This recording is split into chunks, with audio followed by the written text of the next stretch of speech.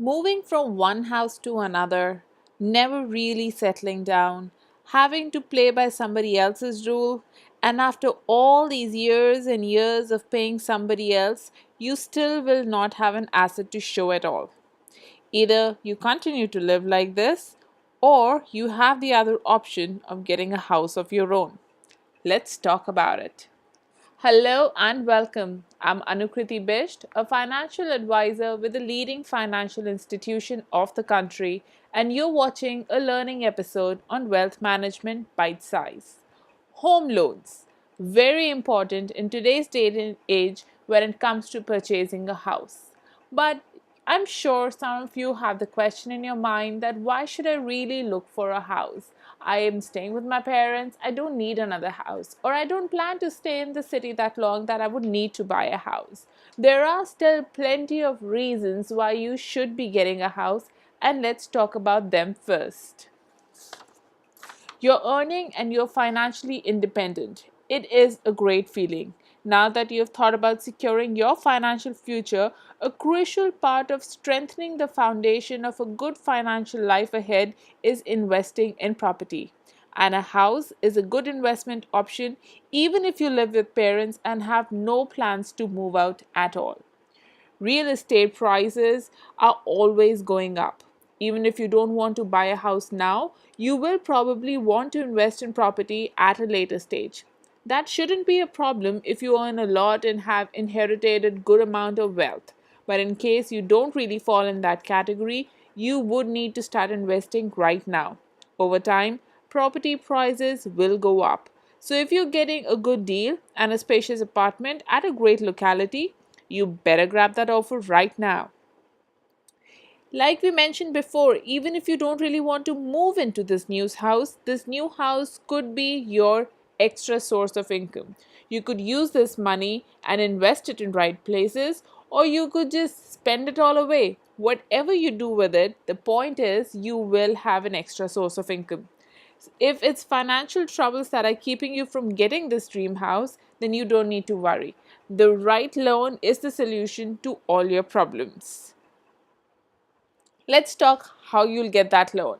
The very first quick tip that I would want to give you in such a situation is to make sure that all your documents are ready and in place. You need to excel at that paperwork. It might just sound like a big daunting task to you right now, but trust me, it's not that tough. All you need to do is make sure that every single document that is required for the loans is there with you, ready and prepped already. This is one aspect of your loan procedure that is completely in your control.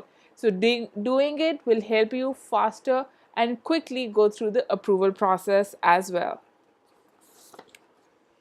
For the answer to this question, you will need to do some homework. This includes conducting research according to your needs and preferences and finding the right house.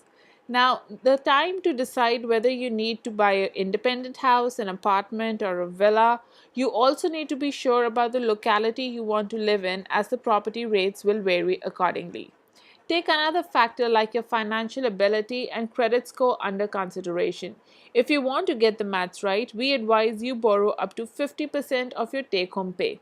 What about the rest of your salary? Well, you need to start saving and investing in right places. Some other seemingly minor calculation that might affect the overall maths are things like the down payment, the stamp duty, and registration charges.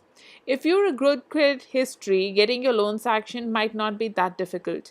But if your credit history is bad, the bank might be reluctant to lend you the exact amount you ask for. Also, before sanctioning your home loan, the bank might send its representative to assess the price of the property you wish to buy. If the valuation matches your loan amount request, you can get a faster approval. In case they find some variations there, you might have to wait a little longer. Also, knowing exactly how much you need to borrow is better than panicking halfway through the construction of the house of your dream. But in case that happens and you fall short of funds, you can always look at other options to get more cash. Using an existing property as a collateral or getting financial help from relatives or friends could be a good option. The down payment is a crucial part of your home loan. Depending on how much you have saved, your loan needs will vary. If you have been smart enough and saved well in the past or invested in the right places, your down payment will be sorted. Making as large a down payment as possible always makes more sense than paying less initially and making a larger loan amount. Generally, after assessing the value of your property, the one that you're taking the loan for, banks will provide 80% of the total value as loan.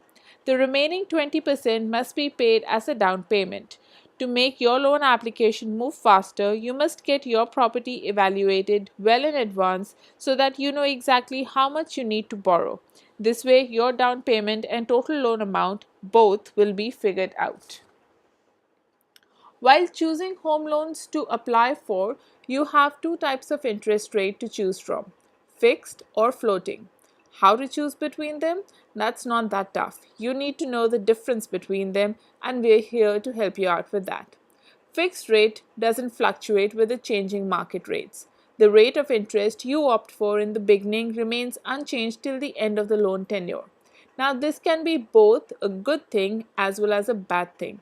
Since the interest remain same, you will not have to worry about an increase. But that also means that if the market rates fall, you will have to continue paying the same rate.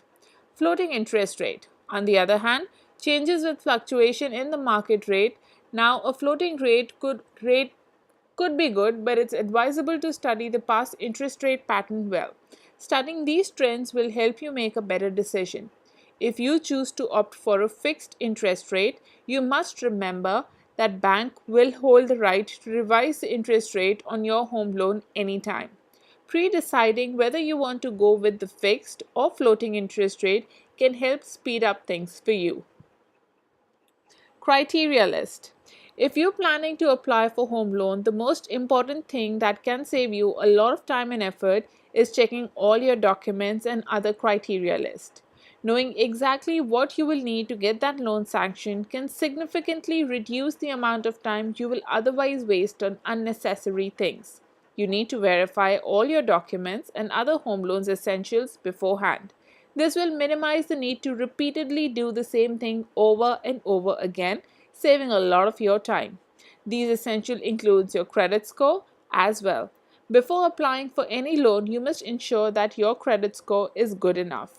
Your credit score is your CIBIL score, and anything over 750 will be considered as a great score and will not be a problem, rather will be an advantage for your home loans. The chance of home loan rejection decreases considerably if you have a good credit history. Better to get it all right in the first go and then apply, otherwise, you would be ending up applying over and over again. A loan rejection could further damage your credit score as well. We are sure you wouldn't want that to happen to you. Therefore, checking all necessary requirements before applying makes a lot of sense.